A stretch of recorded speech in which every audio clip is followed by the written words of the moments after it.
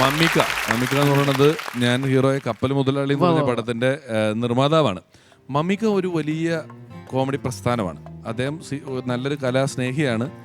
അദ്ദേഹം ഞങ്ങളൊരിക്കൽ അബുദാബിയിൽ ഒരു ഷോ കഴിഞ്ഞിട്ട് ദുബായിലോട്ട് വരും. അപ്പോൾ ഷോ ചെറുതായിട്ട് മോശമായി. അതിൻ്റെ കൂട്ടത്തിൽ ചെറുതായിട്ട് മോശമായാലും സംഘാടകർ പൈസ കുറയ്ക്കാൻ വേണ്ടി നല്ലോണം മോശമായി എന്ന് പറയും.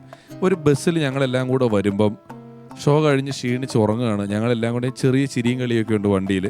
അപ്പോൾ ഈ നടത്തിപ്പുകാർ മമ്മിക്കനെ വിളിച്ചിട്ട് ഷോ നന്നായില്ല എന്ന് എന്തോ മറ്റോ പറയുന്നുണ്ട് കേട്ടോ. അപ്പോൾ ഞങ്ങൾ ഇതറിയുന്നില്ല. പെട്ടെന്ന് മമ്മിക്ക് ബാക്കിലിരിക്കുമ്പം ഡ്രൈവറോട് ചോദിച്ചു, അതേ ഈ ബസ്സിൽ മൈക്കുണ്ടാ മൈക്ക്? അപ്പോൾ നമ്മളോർത്ത് ഇനി പാട്ട് തുടങ്ങാൻ പോവാണ് വണ്ടിയിൽ. എല്ലാവരും കൂടെ പാട്ടും എൻജോയ്മെൻറ്റും ഒക്കെ ഇരുന്നത്. ഡ്രൈവർ പറഞ്ഞു, ആ മൈക്കെടുത്തൊന്ന് കുത്തിക്കാന്നേ, എല്ലാവരും ഇങ്ങനെ ഉറങ്ങിപ്പോയാൽ അങ്ങനെ ശരിയാവണേ, മൈക്കെടുത്ത് കുത്ത്. എന്നിട്ട് അയാൾ കഷ്ടിച്ച് മൈക്കൊക്കെ കുത്തി മൈക്ക് ഉണങ്ങി കഴിഞ്ഞപ്പം ഉറങ്ങല്ലേട്ടോ ഒരു സാധനം കേൾപ്പിച്ചു തരാ എന്നിട്ട് പുള്ളിനെ തിരിച്ചു വിളിച്ചിട്ട് മൈക്ക് വെച്ചിട്ട് ഇനി പറഞ്ഞോ എന്ന് പറഞ്ഞപ്പോൾ അയാൾ എന്നാ ഷോയാ നിങ്ങളീ കാണിച്ചത്, ഞങ്ങളുടെ ഇതും പോയി അതും പോയിട്ട് ബസ്സിലുള്ള എല്ലാവരും ഉറങ്ങിയ പോലെ മിണ്ടാതെ കിടന്ന് 5 മിനിറ്റ് ചീത്ത മൈക്കിൽ കൂടെ വിളിക്കുന്നത് കേൾപ്പിച്ചു തന്നു പുള്ളി. ഞങ്ങളുടെ ട്രൂപ്പിലൊരുത്തൻ ഭയങ്കര അനൗൺസ്മെന്റ് ഉണ്ട്. ഇപ്പം മനസ്സിനക്കരെ എന്ന് പറയുന്ന പടത്തിലെ മറക്കുടയാൽ എന്ന് പറയുന്ന പാട്ട് പുള്ളി അനൗൺസ് ചെയ്യുന്നത് എങ്ങനെയാന്ന് വെച്ച് കഴിഞ്ഞാൽ, കഴിഞ്ഞ പാട്ട് കഴിഞ്ഞു, താങ്ക് യു മണ്ണിന്റെ മണമുളകത്തകൾ മലയാളിക്ക് സമ്മാനിച്ച തകഴി ശിവശങ്കരപ്പിള്ളിയുടെ പൊന്തൂകലയിൽ നിന്ന് മുതിർന്നു വേണ്ട ചെമ്മീൻ എന്ന നോവലിലെ കറുത്തമ്മ എന്ന കഥാപാത്രത്തെ രാമുക്കാരിയായിട്ട് വെള്ളിത്തിരയിൽ അവതരിപ്പിച്ചപ്പോൾ അതിലെ കറുത്തമ്മയെ വേഷമണിഞ്ഞ ശീല വർഷങ്ങൾക്ക് ശേഷം മലയാളത്തിലേക്ക് തിരിച്ചു വരുന്നു. സത്യനന്ദിക്കാടിന്റെ മനസ്സിനക്കരെ എന്ന ചിത്രത്തിനു വേണ്ടി ഇസൈஞானி ഇളയരാജ ഈണം പകർന്ന് എം ജി ശ്രീകുമാർ പാടിയ ഗാനം വറക്കുടയാൽ ആലപിക്കുന്നു കിഷോർ.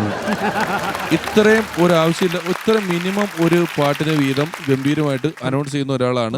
5 അനൗൺസ്മെന്റും 5 പാട്ടും മതി ഒരു ഷോ. 5 പാട്ട് മതി ഒരു ഷോയ്ക്ക്.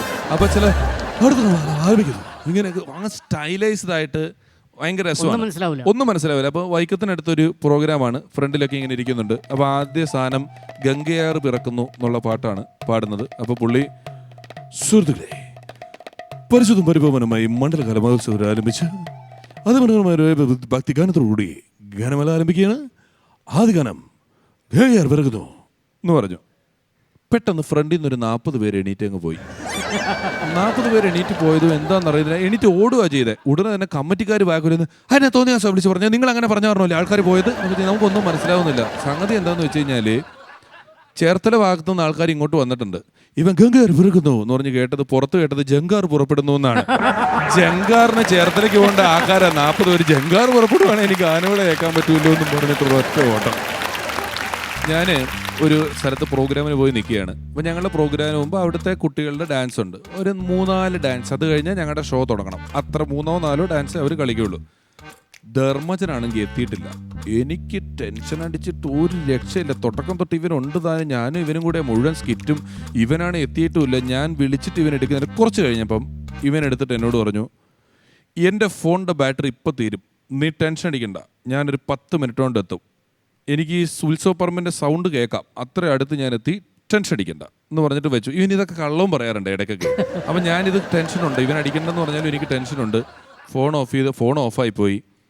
4 ഡാൻസ് ഏകദേശം കഴിയാറായി. ഇത് കഴിഞ്ഞാൽ പരിപാടി തുടങ്ങണം. ഞാൻ ആ ഡാൻസ് ടീച്ചറോട് എന്ന് ചോദിച്ചു, ഒരു ഡാൻസും കൂടി ഇടാമോ എങ്ങനെയെങ്കിലും? അപ്പോൾ പറഞ്ഞ്, കഴിഞ്ഞ വർഷം കളിച്ചൊരു ഡാൻസ് ഉണ്ട്, അതിൻ്റെ CD എന്തേ, ആ CD പെട്ടെന്ന് കൊണ്ട് കൊടുക്കുമെന്നൊക്കെ പറഞ്ഞ് ഒരു ഡാൻസും കൂടി അറേഞ്ച് ചെയ്തു.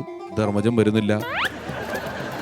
പിന്നെ ഞാൻ ആ ഡാൻസ് ടീച്ചർ പറഞ്ഞു, ഒരെണ്ണം. അയ്യോ, അങ്ങനെ പറഞ്ഞു കഴിഞ്ഞാൽ ഇത് നല്ലത് 4 എണ്ണം കളിച്ചിട്ട് ഇനി മോശം കളിച്ചു കഴിഞ്ഞാൽ അത് സമ്മതിക്കുമല്ലോ എന്ന് ചോദിച്ചപ്പോൾ അങ്ങനെയല്ല, ഒരെണ്ണം കൂടെ പറഞ്ഞു.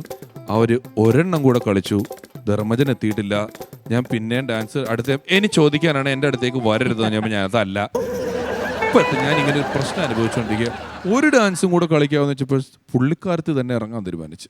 പുള്ളിക്കാരത്തി തന്നെ എന്നാൽ ഒരെണ്ണം ഞാനങ്ങ് കലക്കാം, പഴയ ഒരു ഐറ്റം ഇടാമെന്നും പറഞ്ഞ് പുള്ളിക്കാരത്തി കോസ്റ്റ്യൂമൊന്നുമില്ല, ഉടുത്ത ചുരിദാറുമായിട്ട് ഷാളെടുത്ത് അരയെ കെട്ടിയിട്ട് കളിക്കാൻ വേണ്ടി നിൽക്കുമ്പോൾ ഞാൻ ആകെ ടെൻഷൻ അടിച്ച് സ്റ്റേജിൻ്റെ സൈഡിൽ വന്നിങ്ങനെ നിൽക്കുമ്പോൾ പുറത്തേക്ക് നോക്കുമ്പം നേരെ ഫ്രണ്ടിൽ ആൾക്കാരുടെ ഇടയിൽ കടലയും തിന്നുകൊണ്ട് ധർമ്മൻ ഇരിക്കുക. പരിപാടിക്ക് വന്നിട്ട് അവൻ അവിടെ ഇരുന്ന് കടലയും തിന്നുകൊണ്ടിരിക്കുക. എനിക്കങ്ങ് ദേഷ്യം വന്നിട്ട് ഞാൻ ഒരാളെ വിട്ട് ഇങ്ങ് വിളിപ്പിച്ച് പുറത്തെടുത്തപ്പോൾ, എന്ത് തോന്നിയാ സോടെ കാണിക്കുന്നത്, എന്ത് ഉത്തരവാദിത്വം നിനക്ക്, നീ വരണ്ടേ എന്ന് വെച്ച് പിയും പറയാം, പിള്ളേരുടെ പരിപാടി കഴിയാണ്ട് നമ്മുടെ പരിപാടി തുടങ്ങൂല്ലോ എന്ന്.